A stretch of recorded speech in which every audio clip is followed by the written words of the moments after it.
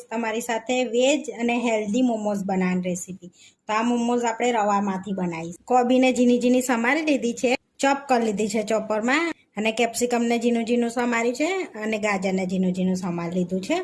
હવે મોટા વાસણમાં બધું આપણે ભેગું કરી લઈશું. હવે એની અંદર 1 ચમચી લીલું લસણ એડ કરીશું. હવે એકદમ નાની ચમચી આપણે મીઠું એડ કરીશું અંદર.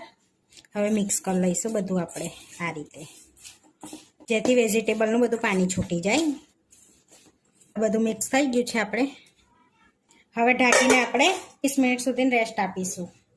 ત્યાં સુધીને આપણે લોટ બાંધી લઈશું. તો અહીં આગળ રવો લઈ લીધો છે મેં, ઝીણો 1 કપ. હવે એમાં અડધી ચમચી મીઠું એડ કરીશું અને થોડુંક તેલ એડ કરીશું, 1 ચમચી જેવું. હવે મિક્સ કરી લઈશું આપણે બધું પહેલાં આ રીતે, અને સહેજ શેકું ગરમ પાણી લઈશું. એનાથી આપણે રવાનો લોટ બાંધી લઈશું. તો અહીંયા મેં ઝીણો રવો લીધો છે, તો સહેજ ગરમ પાણીની આપણે લોટ બાંધી લેવાનો છે એનો સરસ આ રીતે. તો આપણે થોડું થોડું પાણી એડ કરતા જઈશું અંદર આ રીતે, અને સરસ એવો લોટ બાંધી લઈશું. તો આ લોટ આપણે સહેજ ઢીલો બાંધીશું, જેથી રવો ફૂલશે ને તો કઠણ થઈ જશે આ રીતે. તો આ રીતે આપણે લોટ બાંધી લીધો છે. તો થોડુંક તેલ એડ કરીશું અને તેલવાળો કરી લઈશું આ રીતે. હવે રેસ્ટ આપીશું એને બી અડધો કલાક. તો અને અડધો કલાક રેસ્ટ આપીશું, જેથી રવો બી ફૂલી જાય આપણે સરસ. હવે રેસ્ટ આપે આપણે 20 મિનિટ થઈ ગઈ છે.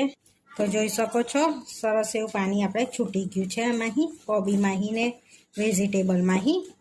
હવે આપણે વેજીટેબલમાં બધું પાણી કાઢી લઈશું. તો આ રીતનો કકડો લઈશું, પાતળો એકદમ. હવે એમાં બધું આપણે વેજીટેબલ લઈ લઈશું. હવે આમાં આપણે બધું ભેગું કરીને પાણી નિતારી લઈશું બધું. આ રીતની પોટલી વાળી આની જોઈ શકો છો, આ રીતનું પાણી નીકળે છે બધું. હવે આપણે બધું પાણી નિતારી લીધું છે આ રીતનું. બધું પાણી નિતારી લીધું છે. હવે બાઉલમાં લઈ લઈશું આપણે આ રીતનું, છૂટું કરી લઈશું. હવે આપણે એને થોડુંક શેકી લઈશું અચકચરું. હવે પેનમાં આપણે એકદમ થોડુંક તેલ લઈ લઈશું. તો 1 પરી જેવું તેલ લઈએ છીએ. તેલને ગરમ થવા દઈશું. હવે આપણે તેલ ગરમ થઈ ગયું છે, તો આદુ લસણ મરચાંની પેસ્ટ એડ કરીશું.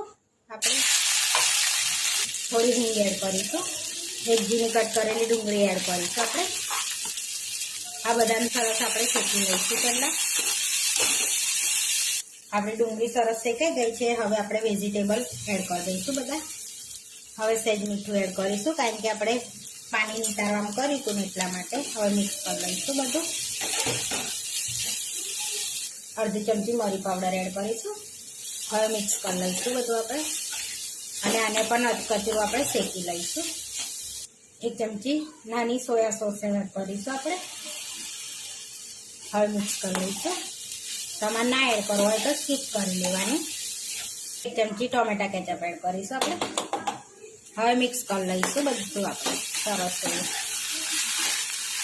હવે આપણું બધું શેકાઈ ગયું છે, તો 1 ચમચી ધાણા એડ કરીશું અને મિક્સ કરી લઈશું સરસ. આપણે શાક અધકચરું શેકાઈ ગયું છે બધું વેજીટેબલ.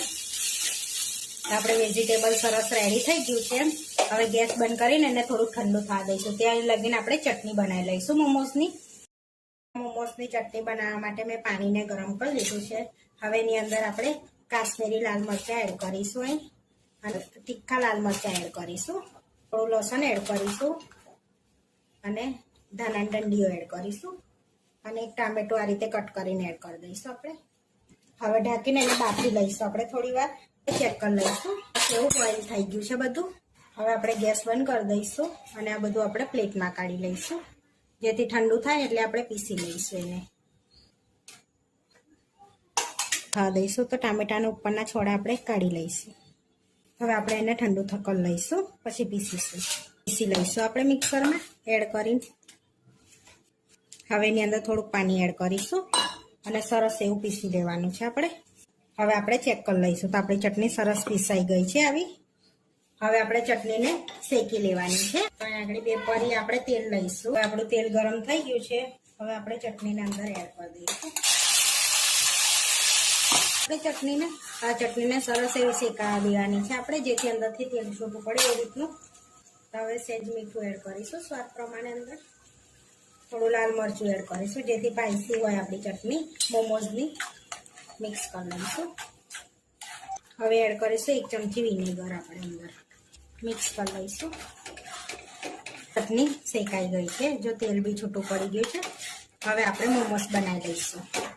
રેડી થઈ ગઈ છે અને સ્ટફિંગ બી આપણું ઠંડુ સરસ થઈ ગયું છે. એવું હવે લોટને રેસ્ટ આપે આપણે થઈ ગયું છે અડધો કલાક. હવે આપણે ચેક કરી લઈશું તો સરસ એવો આપણો લોટ થોડો કઠણ પણ થઈ ગયો છે, જોઈ શકો છો. આની અંદરથી આપણે નાના નાના બોલ્સ વાળી લઈશું.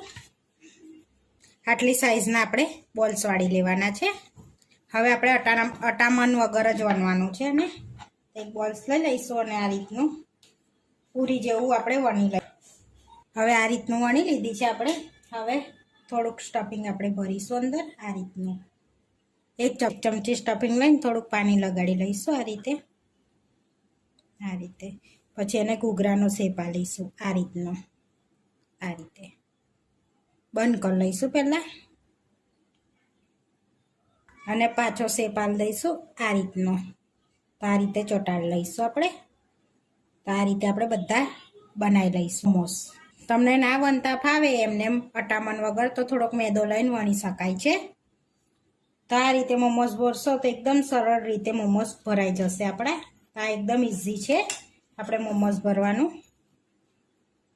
તો આપણે સરસ એ રીતે બધા મોમોસ વાર લીધા છે આ રીતના. એકદમ સરસ એકદમ ઇઝી રીતે વળી જાય છે વારવાની ઝંઝટ વગર. હવે આપણે એને સ્ટીમ કરી લઈશું.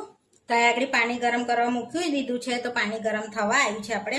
તો હવે આપણે આ રીતની પ્લેટ લીધી છે એમાં આપણે મોમોસ મૂકી લઈશું. તો મેં આ રીતની લીધી છે જેથી બધા આવી જાય અંદર.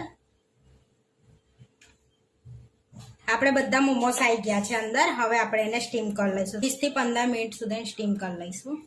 હવે ઢાંકીને આપણે સ્ટીમ કરી દેવાનું છે. 15 થી 20 મિનિટ થઈ ગયા છે તો આપણા મોમોસ રેડી થઈ ગયા છે. સરસ એવા સ્ટીમ થઈ ગયા છે. હવે પ્લેટને આપણે બહાર લઈ લઈશું. તો અહીંયા આપણે બહાર લઈ લીધા છે. હવે આપણે ગરમ ગરમ સર્વ કરી લઈશું. તો અહીંયા આપણે ડીશમાં મોમોસ લઈ લઈશું. તો એકદમ ઇઝી રીતે ઉખડી પણ જાય છે. હવે મોમોસની ચટણી લઈ લઈશું આપણે. તો અહીંયા મોમોસની ચટણી જોડે આપણે સર્વ કરી લીધું છે. તો આપણા એકદમ હેલ્ધી મોમોસ બનીને રેડી થઈ ગયા છે. આવા વિડીયો જોવા માટે મારી ચેનલને સબસ્ક્રાઈબ કરો, લાઇક કરો અને શેર કરો અને તમે જરૂરથી ટ્રાય કરો. ફરી મળીશું નવા વિડીયોમાં અને કોમેન્ટ કરીને જરૂરથી જણાવજો કે તમને આ મારી રેસીપી કેવી લાગી.